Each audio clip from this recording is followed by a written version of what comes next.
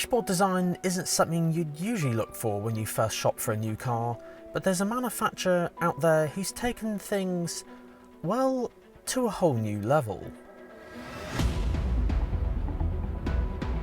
Not one, not two, but three seamless screens built into the dashboard to make one of the most impressive things I've ever laid my eyes on.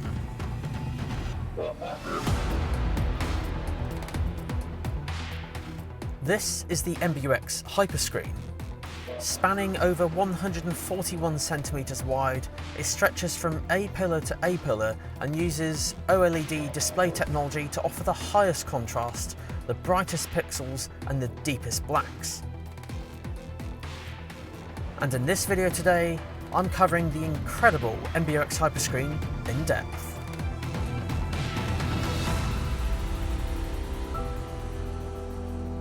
I'm absolutely just blown away by this. Look at the size of this screen.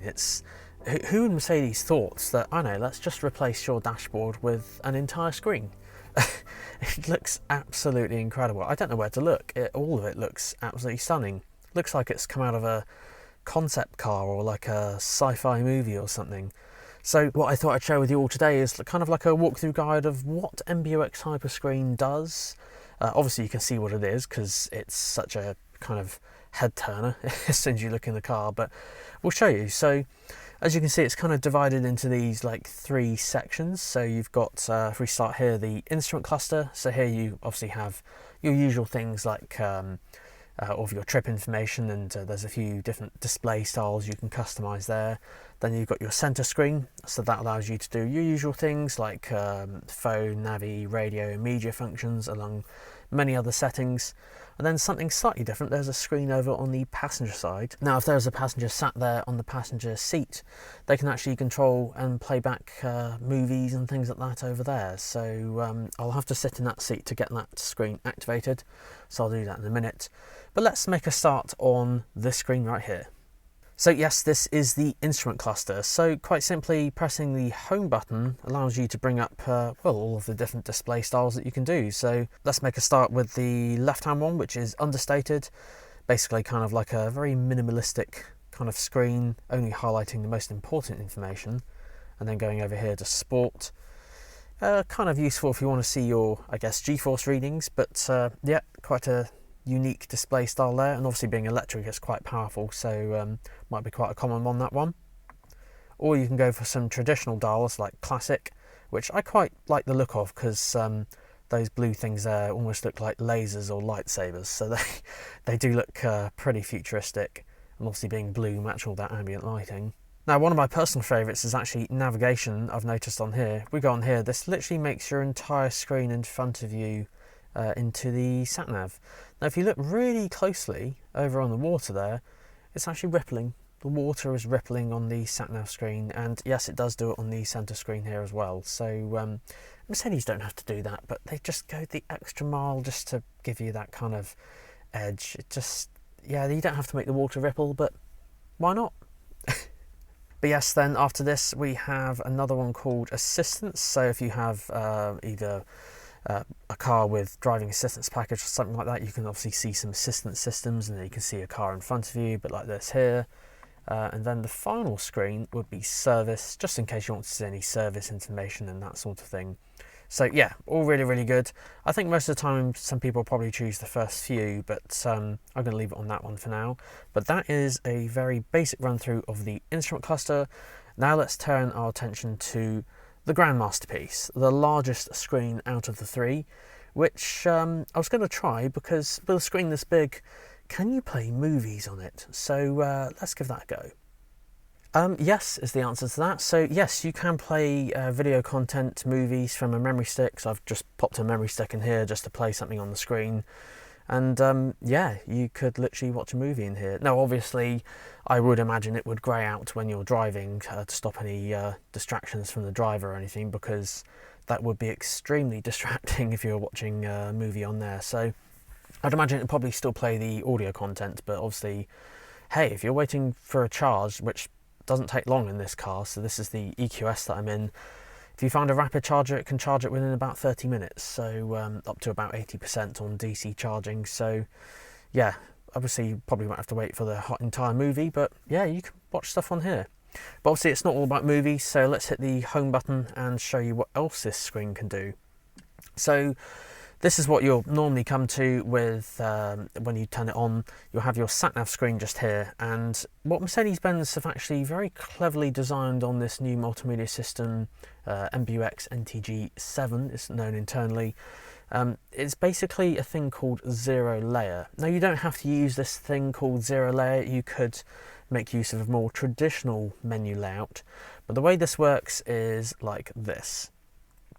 So on here you can either have zero layer or classic. What zero layer does is basically around the kind of exterior here on the almost in the shape of an L, you'll have different things appear depending on what you're doing. So for example, if you plug the car in to charge, you'll see that information up here. If someone rings you, you'll have that information down here, and likewise I've got some media playback there that shows you that there front and center, and it kind of just intelligently predicts things based on what you're going to do, meaning you don't have to go through so many menus to do things, which is quite useful because with such a large screen and large setup, the last thing you want to be doing is driving and pressing buttons on here and things like that. So zero layer is quite a useful thing, especially with something like this, because yeah, I won't lie, that would be quite distracting if you were having to go through menus and things. Now you can do it a more traditional way if you want. If you hold the home button, you can then put it to classic.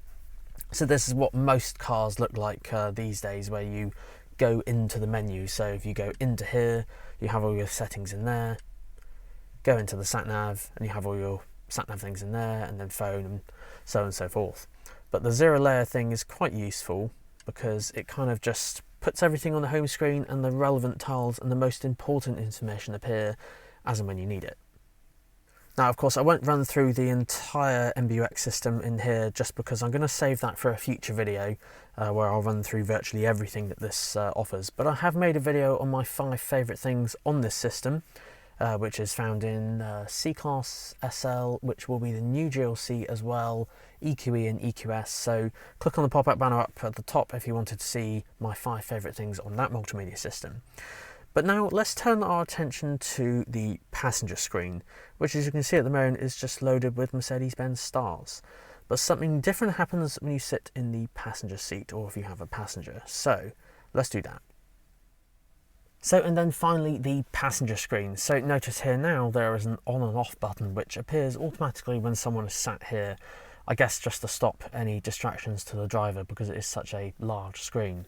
So tapping this button will bring the screen on, and it's basically just like a mini version of MBUX, but the roam system in here kind of linked but also separate to this one.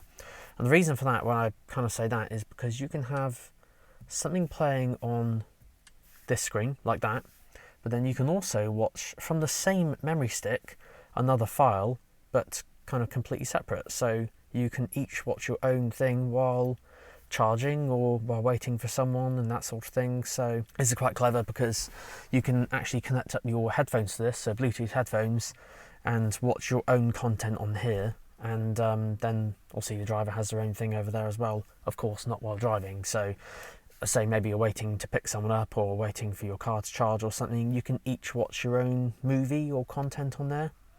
Not all about movies though, of course, so let's show you what else the screen can do. So if I put that back and pause that, and then just come out of this, and then we'll go to the home screen.